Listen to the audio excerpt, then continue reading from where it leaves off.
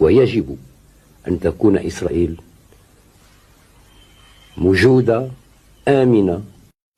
نحن دائما كنا نقول يجب أن تسترجع حقوق، ويجب أن تكون إسرائيل موجودة آمنة في حدود معترف بها دوليا منذ قرون وقرون، والذي من أجله انتقت عبقريات عظام في تلك المنطقة من العالم العربي. سنة 58 بيتهيألي ذكرتم جلالتكم إمكانية انضمام إسرائيل إلى جامعة الدول العربية.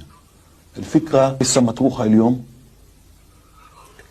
أنا ذاك كنت وليا للعهد، لم أكن مسؤولا مباشرة،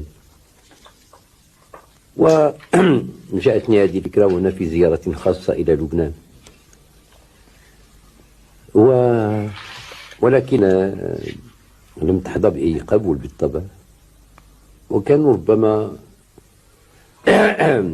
حملها المستمعون لا على البسط، ولكن ربما حملوها على أنني لا زلت شابا غير واع وغير عارف بما يمكن أن يكون،